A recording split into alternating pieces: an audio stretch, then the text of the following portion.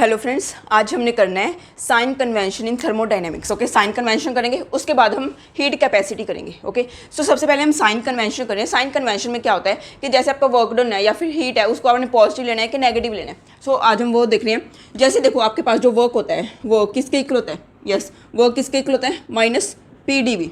Okay, W is equal to minus P D V. So अब देखो, W is equal to minus P D V है। अगर work done by the system है, work done by the system, अब हमारा system work कब करेगा? Work done by the system, जो हमारा सिस्टम है वो वर्क कब करेगा? जब उसको एक्सपैंड होना होगा। ओके, सपोज हमारे पास क्या है, सिस्टम में जो हमारा सैंपल है उसमें प्रेशर ज़्यादा है, बाहर सराउंडिंग में प्रेशर कम है। सो हमारा सिस्टम है जो खुद ही एक्सपैंड होगा, क्योंकि अंदर प्रेशर ज़्यादा है, बाहर प्रेशर कम है। सो हमारा सिस्टम एक्सपैंड होगा। वो एक्सपैंड अपने आप होगा, हम बाहर से कोई वर्क नहीं कर रहे, वो अपने आप होगा। Means work done by the system है, work done by the system. System ने अपने ऊपर खुद काम किया है, work done by the system. ये कब होगा? एक्सपेंशन के केस में, एक्सपेंशन। ओके, जब सिस्टम एक्सपैंड होगा तो जो सिस्टम है वो खुद ही काम करेगा। एक्सपेंशन के केस में क्या होता है, जो डीवी है वो पॉजिटिव होगा, क्योंकि फाइनल वॉल्यूम है वो ज़्यादा होगा। हम लिख सकते हैं V F is greater than V I in case of expansion, क्योंकि एक्सपैंड हो रहा है, वॉल्यूम बढ़ेगा। सो जो डीवी है वो पॉजिटिव है। इट मीन्स जो वर्क है वो क्या है? नेगेटिव। ओके, वर्क क्या होता है? Negative in case of expansion, in case of expansion. या फिर आप बोल सकते हो, जब हमारा सिस्टम वर्क कर रहा है तो वर्क डन क्या होगा? नेगेटिव। अगर सिस्टम के ऊपर वर्क किया जाए, मीन्स हम बाहर से वर्क कर रहे हैं सिस्टम के ऊपर, वो क्या होता है? पॉजिटिव। जैसे देखो, हम निकालें work done on the system, work done on the system. Yes, work done on the system means हम क्या कर रहे हैं? कंप्रेशन कर रहे हैं।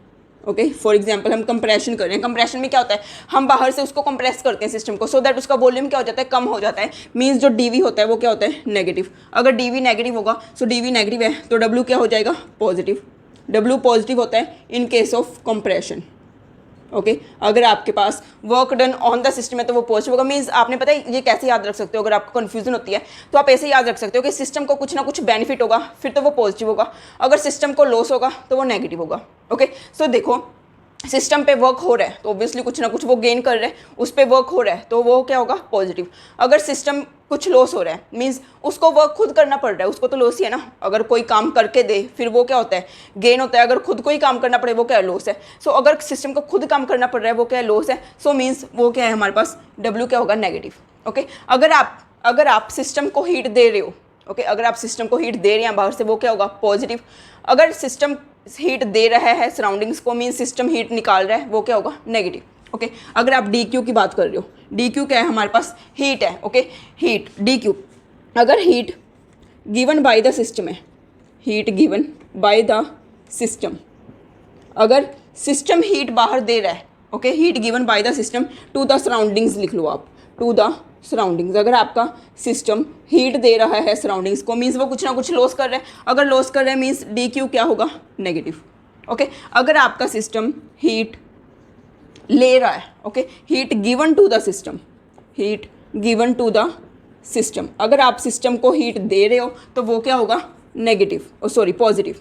ओके, बिकॉज सिस्टम क्या है? गेन कर रहा है, हीट गेन कर रहा है। सो गेन कर रहा है मीन्स उसको कुछ ना कुछ बेनिफिट हो रहा है, प्रॉफिट हो रहा है। सो प्रॉफिट हो रहा है तो डी क्यू क्या हो जाएगा? पॉजिटिव। अगर सिस्टम को प्रॉफिट हो रहा है तो वो वाली चीज़ क्या होगी? पॉजिटिव। अगर हमारे सिस्टम को लॉस हो रहा है तो वो क्या होगा? नेगेटिव। ओके, सो आपको पता चल गया डब्ल्यू नेगेटिव कब लेना है एंड डब्ल्यू पॉजिटिव कब लेना है, D Q negative and D Q positive कब लेना है। जो आपका वर्क है ना, वो मतलब हमेशा नहीं बोल सकते कि वर्क नेगेटिव है। वर्क नेगेटिव है, ये क्या बताता है? ये जो नेगेटिव है ना, ये जो साइन है, ये नेगेटिव साइन, ये क्या बताता है? कि वर्क सिस्टम के द्वारा किया गया है, कि वर्क सिस्टम के द्वारा किया गया है। आप ऐसे नहीं बोल सकते कि वर्क डन नेगेटिव है। वर्क कभी भी नेगेटिव नहीं होता। वर्क हमेशा आपका जो मैग्नीट्यूड है वो मैग्नीट्यूड रहेगा। बट ये नेगेटिव साइन क्या इंडिकेट करता है? कि आपके सिस्टम ने वर्क किया है, आपने बाहर से वर्क नहीं किया, बट आपके सिस्टम ने वर्क किया है। अगर सिस्टम वर्क करता है तो वो नेगेटिव होता है। नेगेटिव साइन बस इंडिकेट करता है कि वर्क सिस्टम पे किया गया है या फिर वर्क सिस्टम ने किया है। अगर नेगेटिव है तो ये क्या इंडिकेट करता है? कि वर्क सिस्टम ने किया है। ओके, अगर वर्क सिस्टम पे किया जाए तो वो होता है हमारे पास पॉजिटिव। ओके, सो अब देखो, ये हो गया हमारे पास डी क्यू। अब हम करते हैं जो आपके पास फर्स्ट लॉ ऑफ थर्मोडाइनेमिक्स है। फर्स्ट लॉ ऑफ थर्मोडाइनेमिक्स क्या कहता है?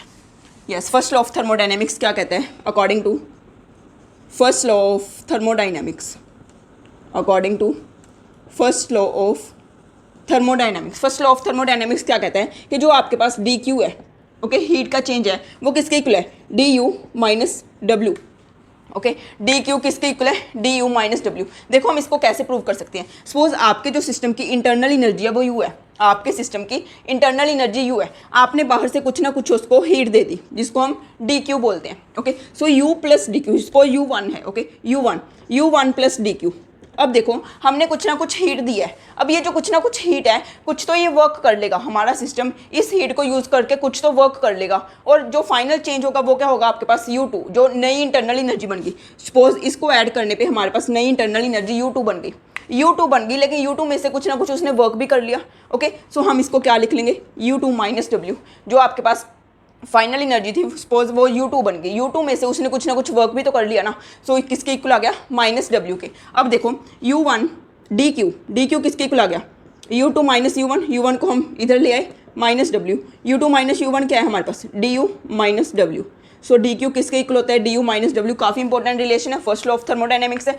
ये क्या कहता है कि अगर आप कोई भी सिस्टम को हीट दे रहे हो, ओके अगर आप सिस्टम को हीट दे रहे हो, वो हीट कुछ ना कुछ तो वर्क करने में यूज़ हो जाएगी, और जो बाकी बचेगी वो इंटरनल एनर्जी में ऐड हो जाएगी।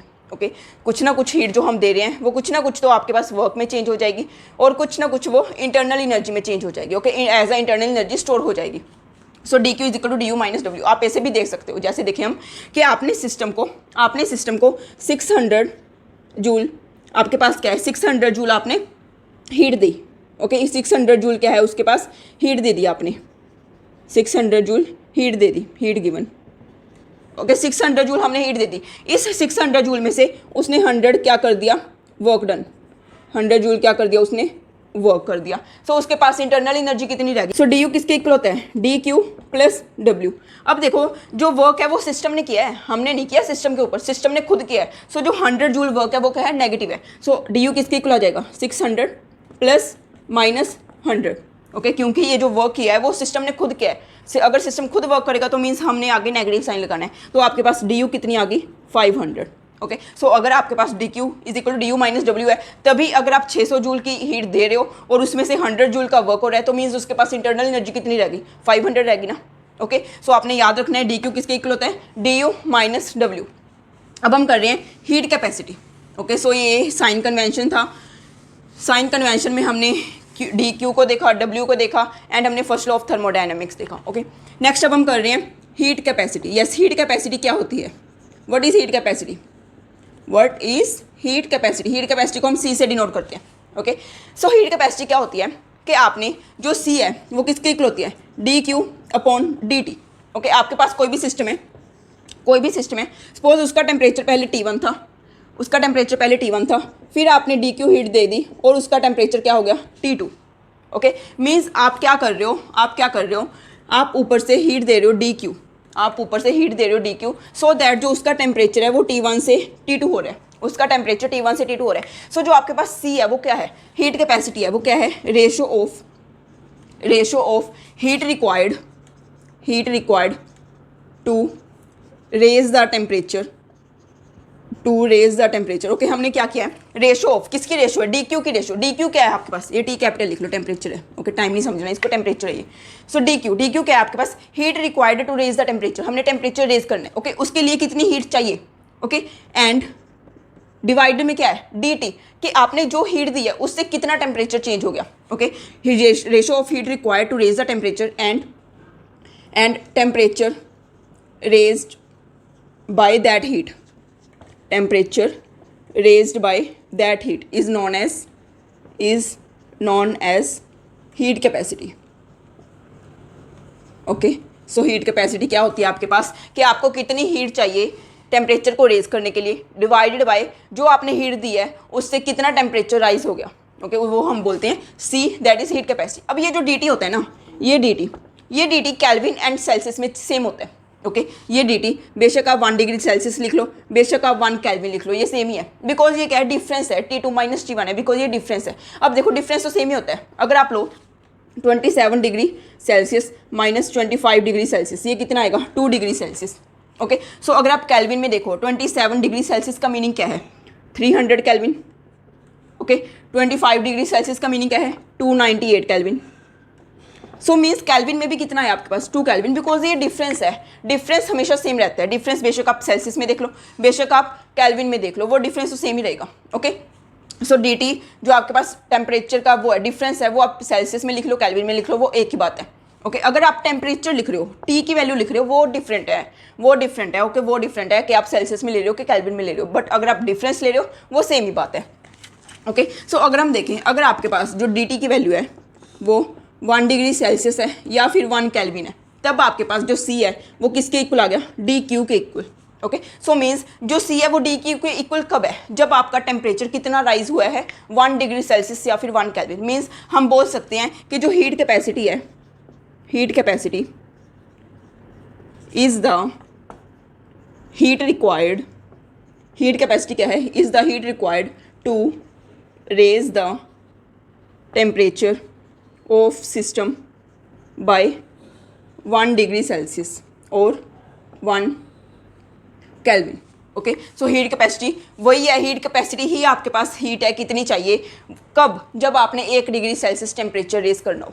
ओके सो अब हम देख रहे हैं ये जो हीट कैपेसिटी है D q by D T. Okay ये क्या है हमारे पास, D q by D t heat capacity है।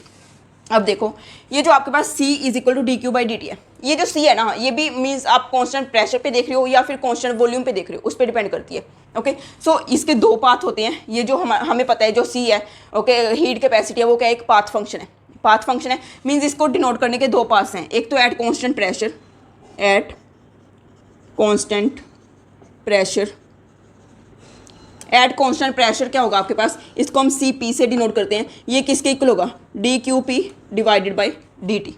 ओके सी पी किसके इक्वल होगा, D Q P divided by D T. At constant volume, अगर आप एट कांस्टेंट वॉल्यूम की बात कर रहे हो तो एट कांस्टेंट वॉल्यूम पे क्या होगा, c we is equal to D Q v divided by D T. Okay heat change at constant pressure, heat change at constant volume. अब देखो ये जो आपके पास हीट कैपेसिटी है, हम इसके कुछ फीचर्स कर रहे हैं। ओके कुछ मीन्स इंपॉर्टेंट फीचर्स हैं वो कर रहे हैं। जो आपके पास heat capacity at constant pressure होता है ना, heat capacity at constant pressure means जो आपके पास होता है, जैसे यहाँ से आपके पास जो सी पी था, सी पी वो किसके इक्वल आ गया था, D Q P upon D T. Okay so यहाँ से आपके पास जो डी क्यू पी है, डी क्यू पी ये किसके इक्वल आ गया, D Q P is equal to, D Q P किसके इक्वल आ गया, C P D T. Similarly जो सी वी है वो किसके इक्वल है, D Q V upon D T, ये किसके इक्वल आ गया, D Q V is equal to C V D T. Okay so D Q V is equal to C V D T. अब देखो अगर तो ये 1 मोल के लिए है, ये है 1 मोल के लिए, अगर n मोल्स के लिए देख रहे हो आप तो ये क्या हो जाएगा, N C P D T, and ये क्या हो जाएगा, N C V D T. Okay so अब देखो जो इसका मेन फीचर है कि जो हमारे पास चेंज इन, जो आपके पास ये होता है डी क्यू वी होता है, okay heat capacity at constant volume, ये किसके इक्वल होती है, ये किसके इक्वल होता है, D Q V. D Q V आपके पास इक्वल होता है, अगर आप एट कांस्टेंट वॉल्यूम देख रहे हो वो आपके पास इक्वल होता है इंटरनल एनर्जी के। ओके डी यू लिख सकते हो आप। एंड जो आपके पास होता है डी क्यू पी, ये किसके इक्वल होता है, डी एच के इक्वल। हम इसको प्रूव कर रहे हैं ये कैसे होता है। जैसे देखो डी क्यू आपके पास किसके इक्वल होता है, D Q is equal to D you minus W, D Q minus W. Okay so W किसके इक्वल होता है, minus P D V, means D Q is equal to D U plus P D V. अब हम at constant volume देख रहे हैं, at constant volume, at constant volume क्या होगा कि जो डी क्यू वी है वो किसके इक्वल हो जाएगा, डी यू के इक्वल, क्योंकि at constant volume D V की वैल्यू तो जीरो ही होगी, डी वी की वैल्यू जीरो होगी, means D Q V at constant volume ये किसके इक्वल आ गया, डी यू के इक्वल। ओके अगर आप डी क्यू पी की बात करो, डी एच के इक्वल होता है, ये कैसे होता है, H is equal to U plus P V होता है। Okay U plus P V, U plus P V. Okay अगर आप डी एच निकालो तो ये किसके इक्वल आ गया, D U plus P D V plus V D P. Okay D U plus P D V किसके इक्वल होता है, yes D U plus P D V is equal to D Q plus V D P is equal to D H. अब हम देख रहे हैं at constant pressure, at constant pressure, so means D P is equal to zero. अगर D P zero होगी तो means D Q P ये किसके इक्वल हो गया, डी एच के equal. Okay D Q P किसके इक्वल हो गया, डी एच के इक्वल। सो ये काफ़ी इंपॉर्टेंट है, एट कांस्टेंट ये काफ़ी बार आया भी हुआ है। ओके ये क्वेश्चन पहले आया हुआ है कि जो आपके पास हीट चेंज है, heat change at constant volume, heat change at constant volume किसके इक्वल होता है, इंटरनल एनर्जी के। और जो heat change at constant pressure होता है वो किसके इक्वल होता है, इंथैल्पी के, change in enthalpy, D H. Okay so ये काफ़ी इंपॉर्टेंट है, ये आपने याद रखना है। अब देखो D Q P N C P D T के इक्वल है, सो मीन्स अगर डी क्यू पी किसके इक्वल है, डी एच के। इसका मीनिंग क्या है कि जो डी एच है वो किसके इक्वल है, N C P D T. And जो आपके पास डी यू है वो किसके इक्वल है, N C V D T. ये काफ़ी इंपॉर्टेंट रिलेशन है, इसके बेस्ड न्यूमेरिकल्स भी आते हैं। ये तो आपने याद रखना ही है कि जो DQP है, आप सिर्फ रिजल्ट पे फोकस करो। ओके, हम डेरिवेशन करें, मीन्स सॉल्व करके देख रहे हैं सो दैट आपको पेपर में आ जाए, बट ये जो मेन है वो रिलेशन फाइनल रिजल्ट्स ही हैं। ओके, DQP NCPDT होता है, DQV NCVDT होता है, DQV DU होता है, DQP DH होता है। सो DH NCPDT बन गया, DU NCVDT बन गया। ओके, सो अगर आप ग्राफ प्लॉट करो H वर्सेस T में, अगर आप ग्राफ प्लॉट करो H वर्सेस T में, तो आपके पास स्ट्रेट लाइन ग्राफ आएगा। ओके, जिसकी स्लोप क्या होगी, आप प्लॉट कर रहे हो H वर्सेस T, सो स्लोप क्या होगी NCP। अगर आप ग्राफ प्लॉट करो U वर्सेस T, तो ये भी स्ट्रेट लाइन आएगा विद स्लोप क्या होगी आपके पास NCV। ओके, ये भी पेपर में आया हुआ है पहले ग्राफ कि अगर हम H और T का ग्राफ प्लॉट करते हैं तो जो स्लोप होती है वो क्या होती है, U एंड T का ग्राफ प्लॉट करते हैं तो स्लोप होती है वो क्या होती है। ओके, सो आपने देखा DH NCPDT के इक्वल आ गया, DU NCVDT के इक्वल आ गया, means DH upon DT is equal to NCP, DU upon DT is equal to NCV। ओके, मीन्स आइडियल गैसेस के लिए U T का फंक्शन है, H T का फंक्शन है। ओके, हमने कल देखा था कि जो curl U upon curl V at constant T था वो 0 आ गया था, मीन्स हमने बोला था U V का फंक्शन नहीं है for ideal gases, U V का फंक्शन नहीं है। सिमिलरली H अपॉन PV हमारे पास क्या आ गया था, H का P एट T कॉन्स्टेंट वो भी क्या आ गया था 0 for ideal gases. So means H P का फंक्शन नहीं है for ideal gases, but H and U both are functions of T। Okay, because curl H upon curl T is equal to NCP, curl U upon curl T is equal to NCV। Okay, so अब देखो ये आपका था first feature कि जो आपका DH होता है वो NCPDT के इक्वल होता है, DU होता है वो NCVDT के इक्वल होता है। हमने ग्राफ देखे इनके, मेन आपको ये सारे रिजल्ट्स याद होने चाहिए। ओके, अब देखो जो आपकी हीट कैपेसिटी होती है ना, जो हीट कैपेसिटी होती है वो लिक्विड्स की ज़्यादा होती है इन कंपैरिजन टू सॉलिड्स। वो क्यों, आप लिख सकते हो CL is greater then CS। Okay, liquids की हीट कैपेसिटी सॉलिड्स की हीट कैपेसिटी से ज़्यादा होती है। क्यों होती है, क्योंकि देखो सॉलिड्स में जो मोशन होता है वो मेनली वाइब्रेशनल मोशन होता है, सॉलिड्स में मेनली वाइब्रेशनल मोशन होता है। बट अगर हम लिक्विड्स की बात करें, लिक्विड्स में आपके पास वाइब्रेशनल के साथ साथ रोटेशनल मोशन भी होता है। ओके, सॉलिड्स में आपके पास वाइब्रेशन होता है, लिक्विड्स में वाइब्रेशन के साथ साथ रोटेशनल मोशन भी होता है। सो अब देखो जो आपके पास C होती है वो DQ अपॉन DT होती है, DQ अपॉन DT। आपने क्या करना है, आपको हीट चाहिए ताकि आपका टेम्परेचर राइज हो जाए, टेम्परेचर चेंज आ जाए। सो अब देखो यहाँ पे तो हीट सिर्फ और सिर्फ वाइब्रेशनल को चाहिए, यहाँ पे हीट सिर्फ और सिर्फ वाइब्रेशनल को चाहिए, बट यहाँ पे आपको हीट वाइब्रेशनल को भी चाहिए, रोटेशनल को भी चाहिए। जो आपके पास DQ है वो वाइब्रेशनल को भी चाहिए, रोटेशनल को भी चाहिए। मीन्स DQ ज़्यादा कहाँ पे चाहिए, लिक्विड्स में। DQ ज़्यादा कहाँ पे चाहिए, लिक्विड्स में, इन कंपैरिजन टू सॉलिड्स। सो आप बोल सकते हो अगर DQ ज़्यादा है तो ऑब्वियसली C क्या होगा, ज़्यादा, डायरेक्टली प्रोपोर्शनल है DQ के। सो मीन्स जो DQ की वैल्यू है वो लिक्विड्स के लिए ज़्यादा है, क्योंकि यहाँ पे रोटेशनल एंड वाइब्रेशनल मोशंस दोनों होते हैं, बट सॉलिड्स में अकेला वाइब्रेशनल मोशन होता है। सो वहाँ पे DQ की वैल्यू कम होती है। सो आप बोल सकते हो कि जो आपके पास लिक्विड्स की हीट कैपेसिटी है वो सॉलिड्स की हीट कैपेसिटी से ज़्यादा होती है। ओके, नेक्स्ट पॉइंट देखो, ये C is equal to DQ upon DT है, C is equal to DQ upon DT है, हमने देख लिया।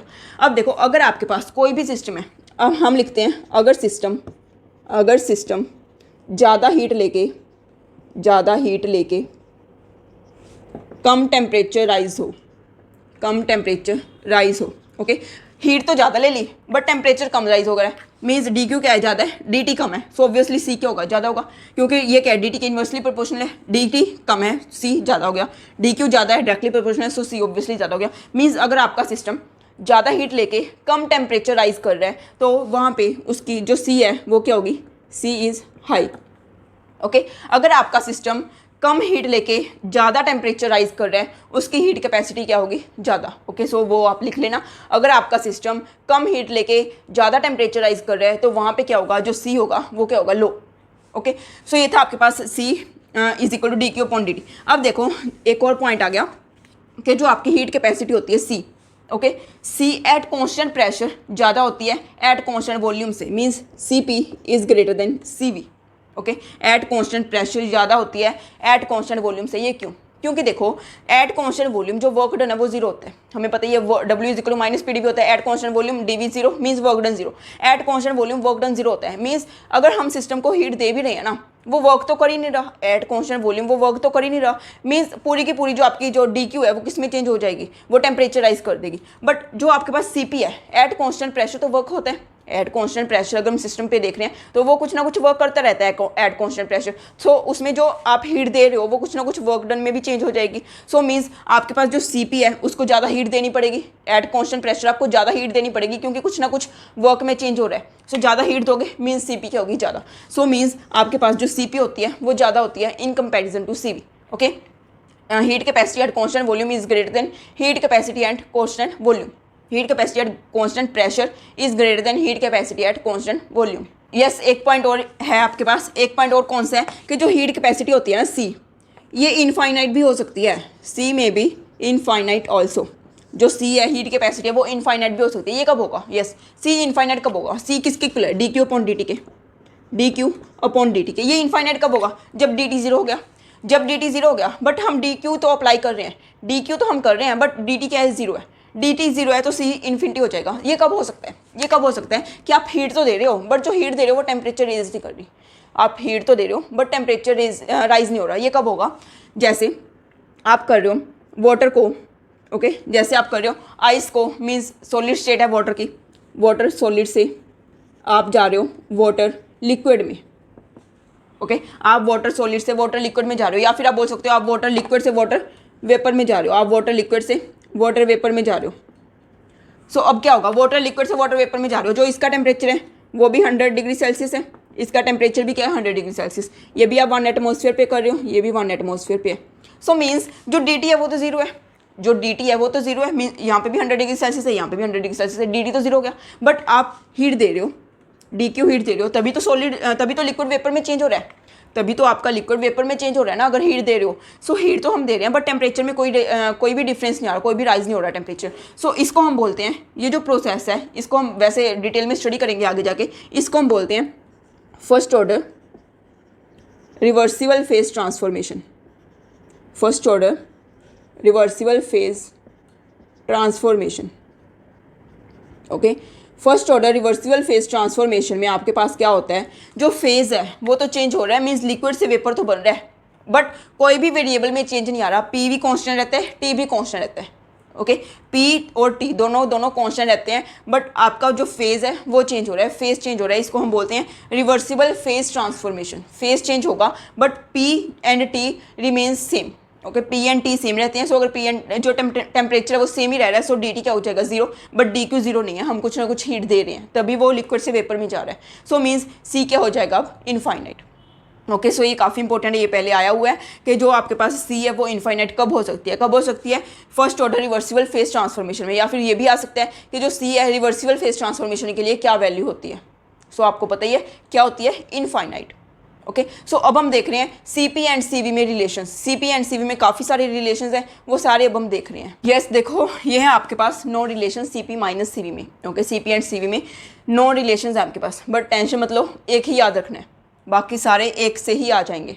ओके, सो देखो आपको पता ही है, ये तो सबको पता होता है, ये तो सबको पता होता है, सी पी माइनस सी वी आर के इक्वल होते हैं। Okay, C P minus C we is equal to R, ये तो सबको पता होता है। सो हम इसी से ही सारे के सारे रिलेशंस फाइंड आउट कर सकते हैं। C P minus C we is equal to R से ही हम सारे के सारे रिलेशंस फाइंड आउट कर सकते हैं। जैसे देखो आपने लिख लिया C P minus C we is equal to R, ideal gases के लिए होता है ये जो C P minus C we is equal to R होता है ना, ये आइडियल गैसेस के लिए होता है। सो अब देखो आर किसके इक्वल होता है? P V is equal to R T होता है हमारे पास, यहाँ पे लाइट पड़ रही होगी, P V is equal to R T होता है हमारे पास। ओके, सो आर किसके इक्वल आ गया? P we upon T. अब मैं बता रही हूँ आपको सारे के सारे आप कैसे निकाल सकते हो यहाँ से। ओके, सो पहले हम ये देख रहे हैं सेकंड वाला। Okay, so C P minus C we is equal to R है, आर को हमने पी वी अपॉन टी लिख लिया, आर को आप लिख लो c P minus C we is equal to p we upon t, आपने टी ए के नीचे लिख लिया। ओके, सो अब आपने ये बनाना है। ओके, अब देखो आप टी से मल्टीप्लाई कर दो, टी से ही डिवाइड कर दो, कुछ फ़र्क तो नहीं पड़ेगा। टी से ही मल्टीप्लाई कर दिया, टी से ही डिवाइड कर दिया, कुछ फ़र्क तो नहीं पड़ा। ऊपर कर्ल लगा दो, नीचे कर्ल लगा दो, यहाँ पे ऊपर कर्ल लगा दो, नीचे कर्ल लगा दो। यहाँ पे क्या है आपके पास? पी का टी है, सो वी कॉन्स्टेंट रख लो, यहाँ पे वी का टी है, सो पी कॉन्स्टेंट रख लो। यही बन गया सेकंड। बताओ कुछ मुश्किल है इसमें? देखो आपने कुछ भी नहीं करना, आपको पता है आर किसके इक्वल होता है? पी वी अपॉन टी के। आपने पी वी अपॉन टी लिख लिया था पहले, आपने पी वी अपॉन टी लिख लिया, पी वी लिख लिया और नीचे टी लिख लिया। आपने एक टी ऊपर लगा दिया, एक टी नीचे लगा दिया, कोई फ़र्क नहीं पड़ा, हमें कोई प्रॉब्लम नहीं है। ऊपर कर्ल लगा दिया, नीचे कर्ल लगा दिया, ऊपर कर्ल लगा दिया, नीचे कर्ल लगा दिया। यहाँ पे क्या है, पी का टी है सो वी कॉन्स्टेंट रख लिया, यहाँ पे वी का टी है सो पी कॉन्स्टेंट रख लिया। देखो बन गया आपके पास सेकंड। देखो आपको ना कोई नहीं याद रखना, कोई नहीं याद रखना, सिर्फ C P minus C V equal to R रखो, आर याद रखो एंड सारी ट्रिक्स आपको आनी चाहिए। जो मैं ट्रिक्स बता रही हूँ वो सारी ट्रिक्स सीख लो, आपको वैसे याद कुछ नहीं रखना। अब ये नेक्स्ट देखो थर्ड वाला देखो कैसे आया। ये देखो आपके पास ये बन गया C P minus C we is equal to T curl P upon curl T at constant V, curl we upon curl T at constant P. ये आ गया आपके पास। ओके सो अब आपने करना क्या है, ये थर्ड देखना है कि कैसे आया। वैसे अगर आप देखोगे ना थर्ड को बनाने के लिए हम साइक्लिक रूल से ही आ जाएगा। अगर आप साइक्लिक रूल लगाओगे पी का टी, पी का वी का टी या टी का पी, ओके उससे ही आ जाएगा। आप वहाँ से वैल्यू निकालोगे, पी का टी एट वी कॉन्स्टेंट की वैल्यू निकालोगे आप वहाँ से, सो वहाँ से ना आपके पास आ जाएगा। बट मैं ट्रिक बता रही हूँ, आपने याद कैसे रखना है। ओके ये साइक्लिक रूल से आ जाएगा, साइक्लिक रूल से अगर आप सॉल्व करना चाहते हो कर सकते हो, बट हम यहाँ पे ट्रिक सीख रहे हैं याद कैसे रखना है। सो आप देखो यहाँ पे क्या है, पी अपॉन टी का स्क्वायर आ रहा है, पी अपॉन टी का स्क्वायर आ रहा है। सो मीन्स हमने क्या करना है, पी अपॉन टी का स्क्वायर कर देना है, आगे नेगेटिव साइन लगा देना है। ओके नेगेटिव साइन लगा दिया, ये टी एज इट इज रह जाएगा। हमने पी अपॉन टी का अगर स्क्वायर कर रहे हैं, अगर आप इसमें पी अपॉन टी का स्क्वायर कर रहे हो ना, तो आपने करना क्या है, ये जो आपने पी इधर बढ़ाया है ना ऊपर ये जो आपने पी बढ़ाया है वो हम नीचे डिवाइड कर देंगे। Means curl we upon curl P लिख देंगे। अब curl we upon curl P लिख देंगे। अगर आप curl we upon curl P लिख रहे हो मीन्स कांस्टेंट क्या यूज़ कर लोगे, टी। सारा पीवीटी का खेल है, सारा पीवीटी का खेल है। आपने क्या किया, पी अपॉन टी का यहाँ पे क्या है स्क्वायर यूज़ कर लिया, curl P upon curl T का स्क्वायर यूज़ किया। अगर आप स्क्वायर यूज़ कर रहे हो तो आपने सेकंड टर्म में, ये जो आपकी सेकंड टर्म है, यहाँ पे डिफ्रेंशिएशन किससे कर दोगे, जो ऊपर है पी, यहाँ पे डिफ्रेंशिएशन कर दिया। जैसे देखो आपके पास यही बन गया माइनस टी पी का टी स्क्वायर, पी का टी यहाँ पे वी कॉन्स्टेंट आ जाएगा, वी का पी एट टी कॉन्स्टेंट, यही सेम बन गया। अगर आपने फोर्थ बनाना है, फोर्थ देखो कैसे बन गया, फोर्थ इससे उल्टा है, बस आपने यहाँ पे पी अपॉन टी का स्क्वायर किया था, अब हम क्या करेंगे, अब हम वी अपॉन टी का स्क्वायर कर देंगे। सो माइनस तो आगे आएगा ही, minus T curl we upon curl T at constant p, इसका स्क्वायर कर दिया। सो अब आपने क्या करना है, जो ऊपर है उससे डिफ्रेंशिएट कर देना है पहले वाले को, means curl P upon curl we at constant T. Okay so ये आपके पास आ गया फोर्थ। देखो कुछ मुश्किल है, ये आपके पास आ गया फोर्थ क्या आ गया, माइनस टी पी का V at T constant, V का टी एट पी कॉन्स्टेंट का स्क्वायर। ओके अब देखो alpha square T V upon beta, C P minus C we is equal to alpha square T V upon beta. ये कैसे कर सकते हैं, ये आप उठा लो, कोई भी उठा लो। वैसे ये उठा लिया आपने, पहले वाला ही उठा लिया, ये याद रखो बस आप, ये जो लिखा हुआ है ये लिख ही रखा है, ये आपने लिख लिया। अब देखो पी का T at we constant, P का टी एट वी कॉन्स्टेंट किसके इक्वल होता है, अल्फा अपॉन बीटा के, टी अल्फा अपॉन बीटा इसके इक्वल होता है ना। पी का टी एट वी कॉन्स्टेंट हमें पता है अल्फा अपॉन बीटा के इक्वल होता है। वी का T at P constant, yes V का टी एट पी कॉन्स्टेंट, अगर आप देखो अल्फा किसके इक्वल होता है, 1 अपॉन वी का T at P constant. So means V का टी एट पी कॉन्स्टेंट, ये किसके इक्वल आ गया, अल्फा वी के इक्वल। ये मैंने पहले करवा रखा है, अल्फा वगैरह अल्फा बीटा सारा कुछ हमने किया हुआ है पहले। सो यहाँ पे आप अल्फा इंटू वी लिख सकते हो। से आपके पास क्या बन गया, alpha square T V upon beta, alpha square T V upon beta. Okay ये आ गया alpha square T V upon beta. अब हम देख रहे हैं ये एप्साइलन क्या होता है, ये एप्साइलन क्या होता है, ये alpha square T V upon beta आ गया। एप्साइलन होता है आपके पास stress upon strain, stress divided by strain. Okay stress क्या होता है, force per unit area, stress क्या होता है, force per unit area, and force per unit area क्या होता है आपके पास, प्रेशर। सो मीन्स ऊपर क्या आ गया डीपी, नीचे क्या है स्ट्रेन। स्ट्रेन क्या होता है आपके पास, स्ट्रेन होता है relative change in volume, means d v upon v. Okay d v upon v, so ये क्या बन गया, v D p upon d v, v D p upon d v. ये किसके इक्वल होता है, एट कॉन्स्टेंट। अगर हम एट कॉन्स्टेंट टेम्परेचर देख रहे हैं, सो मीन्स आपके पास क्या आ गया, V curl P upon curl we at constant T. Okay ये किसके इक्वल होता है आपके पास, बीटा क्या होता है, यस बीटा क्या होता है, 1 upon v curl we upon curl P at constant t. So ये क्या है, रेसिप्रोकली है बीटा का। सो मीन्स ये 1 अपॉन बीटा के इक्वल है। ओके 1 अपॉन बीटा किसके इक्वल है, एप्साइलन के इक्वल। 1 अपॉन बीटा किसके इक्वल है, एप्साइलन के इक्वल। ओके सो हमने क्या किया, ये 1 अपॉन बीटा को क्या लिख लिया, epsilon, means alpha square T v epsilon. Okay alpha square T v epsilon. देखो कुछ भी मुश्किल नहीं है, आपको सिर्फ और सिर्फ यही याद रखना है बस। ये भी याद नहीं रखना, ये भी यहाँ से आ जाएगा। आप ना सिर्फ जो मैं बता रही हूँ ट्रिक्स बस वही याद रखो, alpha square T v epsilon. So अब देखो नेक्स्ट हम कर रहे हैं ये वाली करने के लिए देखो ये वी का टी एट पी कॉन्स्टेंट ऐसे ही रहेगा, वी का टी एट पी कॉन्स्टेंट ऐसे ही रहेगा। आपने करना क्या है, बस ये देखना है पाई टी प्लस पी आगे लाना है। पाई टी क्या होता है, यस पाई टी क्या होता है? पाई टी क्या होता है आपके पास? Internal pressure. ये किसके इक्वल होता है? Curl you upon curl we at constant T. ये किसके इक्वल होता है? ये किसके इक्वल होता है आपके पास? T curl P upon curl we at constant t plus p. यहाँ पे क्या होता है आपके पास? Minus P. ओके, ये होता है आपके पास। सो अब आप यहाँ से निकाल सकते हो, अब आप यहाँ से निकाल सकते हो pi t plus p, pi t plus p, pi t plus p किसके इक्वल आ गया? यहाँ पे क्या होता है आपके पास? पी का T at we constant. Okay, so pi t plus p किसके इक्वल आ गया? T curl P upon curl T at constant v.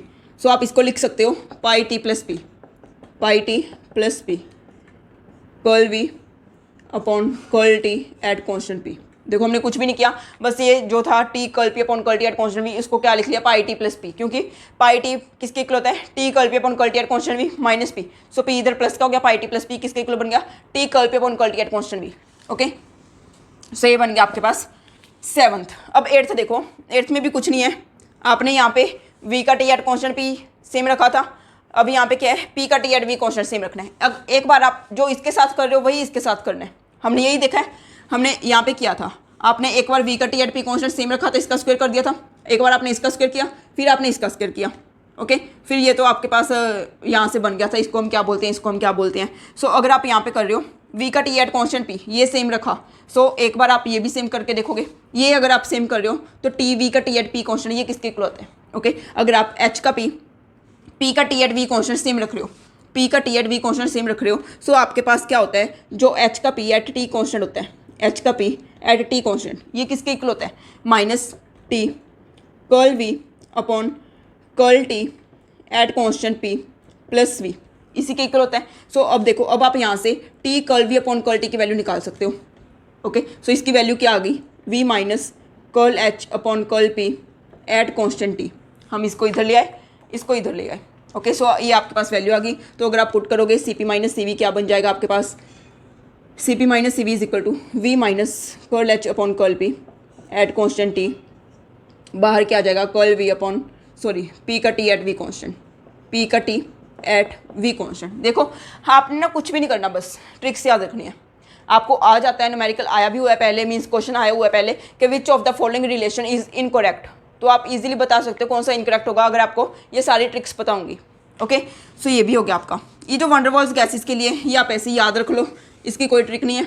Okay, ये याद रख लो कि जो C P minus C we है वंडर वॉल्स गैसेस के लिए क्या होता है? Are 1+2a upon R T v, r 1+2a upon R T V. Okay, r 1+2a upon R T v. अब देखो अगर आपको आ जाए रेशो आ जाए सी पी माइनस सी वी, ये पहले आया हुआ है question, c P minus C we ideal का divided by c P minus C v real का।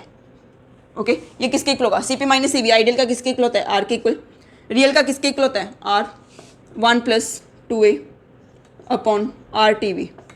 ओके, सो आर के साथ आर कैंसिल हो गया, ये क्या है आपके पास? 1/1+2a upon R T V. But paper में ये ऑप्शन नहीं थी, पेपर में ये ऑप्शन नहीं थी। पेपर में क्या था आपके पास? या तो था 1+2a upon R T V, या फिर था ये ए ऑप्शन थी। बी ऑप्शन क्या थी? 1-2a upon R T V. Okay, हम जल्दी जल्दी में क्या लगा देते हैं ये, बट ये नहीं है, ये 1 अपॉन है, 1 डिवाइडेड बाई है, ये ऑप्शन नहीं है। ओके, सो इसको आप कैसे लिख सकते हो? 1+2a upon R T V raise to power -1, raise to power -1 लिख सकते हो। अब इसको आप बाइनोमियल से एक्सपेंड कर सकते हो क्योंकि ये वाली टर्म काफ़ी स्मॉल है, तो इसको अगर आप बाइनोमियल से करोगे तो ये क्या आ जाएगा? -1 आगे आ जाता है, 1 - 2a upon R T V. Okay, so इसका जो आंसर है वो क्या था? बी था, 1 - 2a upon R T V. अगर आपको आता है C P minus C we ideal का divided by c P minus C v real का। अगर आपको आता है, अगर आपको ये क्वेश्चन आता है, ये पहले आया हुआ है कि आप तब बताओ जब रियल गैस की इक्वेशन क्या है? P V minus B is equal to R T. Real gas की इक्वेशन हमें ये दी हुई है, तब आपने रेशो बतानी है। अब रियल गैस की इक्वेशन ये है, यहाँ पे ए को क्या लिया हुआ है? 0 लिया हुआ है। वैसे क्या होती है? P plus a upon v square, means a को 0 लिया हुआ है। अगर ए को 0 लिया हुआ है सो मीन्स अगर आप यहाँ पे ए को 0 पुट करेंगे, ये वाली टर्म 0 बन जाएगी, नीचे भी आर ही आ जाएगा, आर डिवाइडेड बाई आर हमारे पास क्या आ जाएगा? 1। तब रेशो क्या आ जाएगी? 1 के equal. Okay, C P minus C we ideal का divided by c P minus C v real का, वो क्या आ जाएगा? 1, क्योंकि ऊपर भी आ रहा है नीचे भी आ रहा है।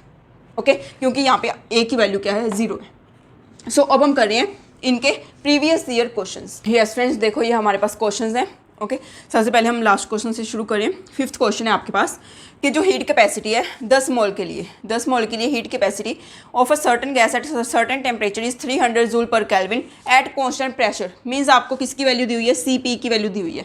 CP की वैल्यू कितनी दी हुई है, 300 जूल पर केल्विन। ओके आपने बताना क्या है, heat capacity of same gas at same temperature at constant volume. आपने CV की वैल्यू निकालनी है। आप भी सोच रहे हो ये क्वेश्चन मैं क्यों करवा रही हूँ, CP minus CV is equal to R तो होता ही है।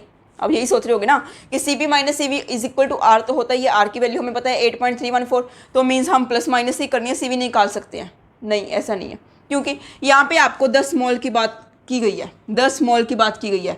जो आपके पास CP minus CV is equal to R होता है, ये किसके लिए होता है, 1 मोल के लिए, 1 मोल के लिए होता है ये। और अगर N मोल्स की बात कर रहे हो तो CP minus CV is equal to NR होता है।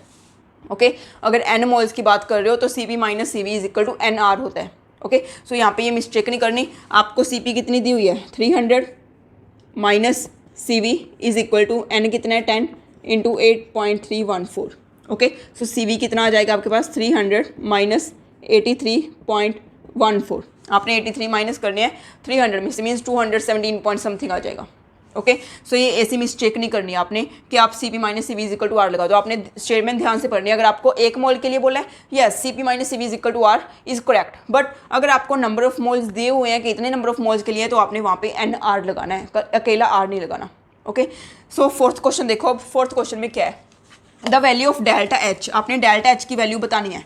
The value of delta H for transformation of 1 mole of an ideal gas from 27 degree Celsius and 1 atmosphere to 327 degree Celsius and 1 atmosphere is। आपको temperature दिया हुआ है, पहले temperature इतना था, फिर टेम्परेचर इतना हो गया। आपने डेल्टा H की वैल्यू बतानी है। ओके सो हमें पता ही है कि जो आपके पास डेल्टा H होता है, डेल्टा H ये किसके इक्वल होता है, CP/dt के इक्वल, CP/dt के इक्वल। N CP/dt होता है, N को लगाना मत भूलना, बट N यहाँ पे क्या है, 1 है। ओके सो अब आप देखो जो CP है ना, वो भी आपको ना सिंपल वैल्यू नहीं दी हुई। जो CP है वो भी आपको टेम्परेचर का फंक्शन दिया हुआ है। जो CP है वो टेम्परेचर का फंक्शन दिया हुआ है। मीन्स आप क्या करोगे, आपने क्या निकालना है, डेल्टा H निकालना है। यहाँ पे क्या होता है, DH होता है, DH इज इक्वल टू ये होता है। सो अब आप क्या करोगे, जैसे CP की हमने वैल्यू पुट की, सो आपके पास DH किसके इक्वल आ गया, DH is equal to 20 plus 0.04 T okay into DT, ये आ गया आपके पास। अब आपने डेल्टा H की वैल्यू निकालनी है, मीन्स H2 माइनस H1 निकालना है। ये क्या आपके पास, ये सपोज T1 है, ये T2 है।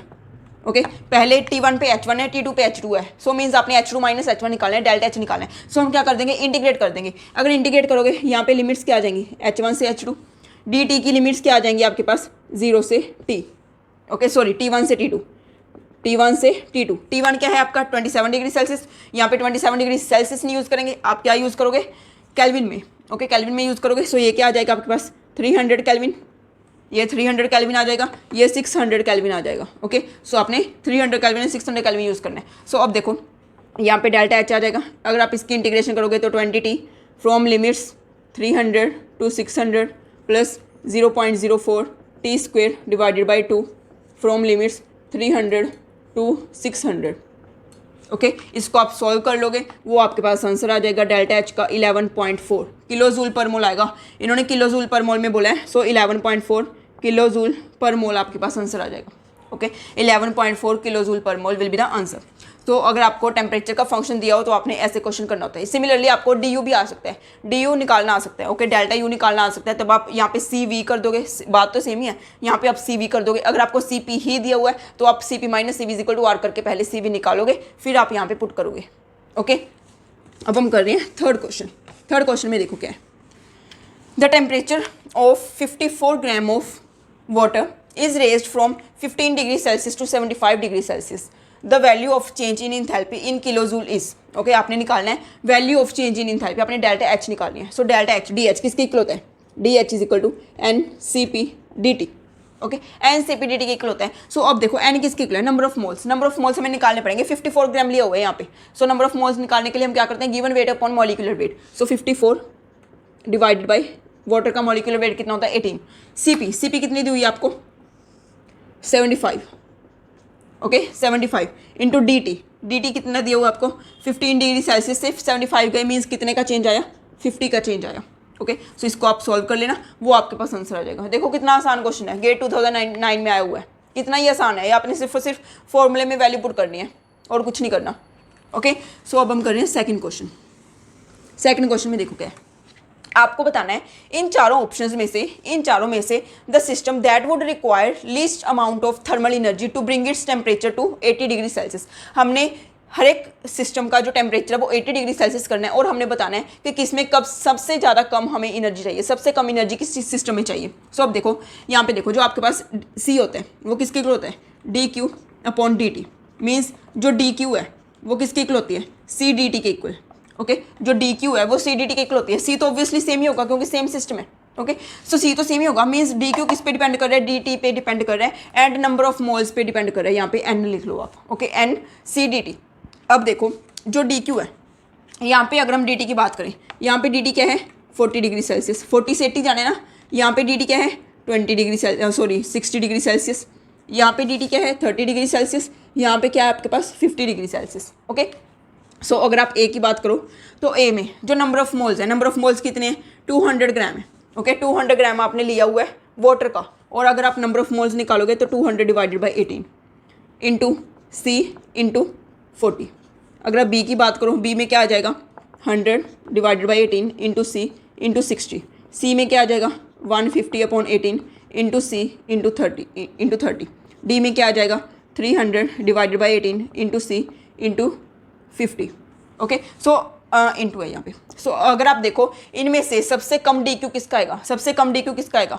यस, नीचे तो सेम ही है ना, नीचे तो 18 सेम ही है। अब आप बस न्यूमिनेटर देख लो किसका सबसे कम है। यहाँ पे क्या है न्यूमिनेटर 15,000, यहाँ पे क्या है 15 इंटू 3 45, 4500 है। यहाँ पे क्या है 600, यहाँ पे क्या है आपके पास 800। सो सबसे कम कहाँ पे है आपके पास। सो ये देखो ये 15 इंटू 3 4500 बन रही है, ये 6000 बन रहा है। सो मीन्स इसमें सबसे कम चाहिए। Okay, so C option is correct. तो आपका आंसर कौन सा करेक्ट हो जाएगा, सी। ओके, सो अब देखो अब हम कर रहे हैं फर्स्ट क्वेश्चन। फर्स्ट क्वेश्चन जो है ना वो कल वाले टॉपिक पे बेस्ड है, वो मैं कल करवाना भूल गई थी, सो इसलिए हम आज कर रहे हैं। ओके, कल हम करना भूल गए थे। यहाँ पे एट 300 केल्विन एंड 1 बार है। ओके, ये आया हुआ है आपको जून 2018 में। काफ़ी अच्छा क्वेश्चन है। मीन्स कुछ भी नहीं करना, बस आपको पता होना चाहिए क्या दिया हुआ है। आपको दिया हुआ था थर्मल एक्सपेंसिविटी एंड आइसो, आपको दिया हुआ अल्फा एंड बीटा की वैल्यू दी हुई थी। ओके, अल्फा की वैल्यू एंड बीटा की वैल्यू, अपने इंटरनल प्रेशर निकालना था। सो इंटरनल प्रेशर क्या होता है curl you upon curl we at constant T. ये किसके इक्वल होता है, curl you upon curl we at constant T किसके इक्वल होता है, T alpha upon beta plus P. Okay, T alpha upon beta minus P इसके equal होता है ना।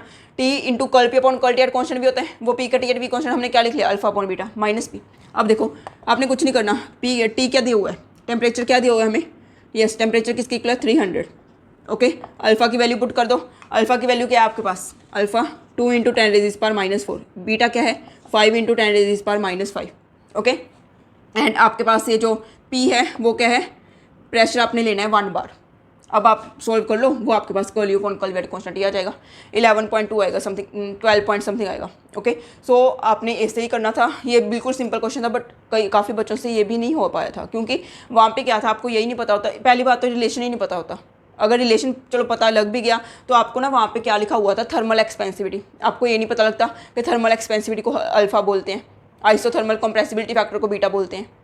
ओके, सो मीन्स आपको रिलेशन के साथ साथ वैल्यूज़ का भी पता होना चाहिए किसको क्या बोलते हैं।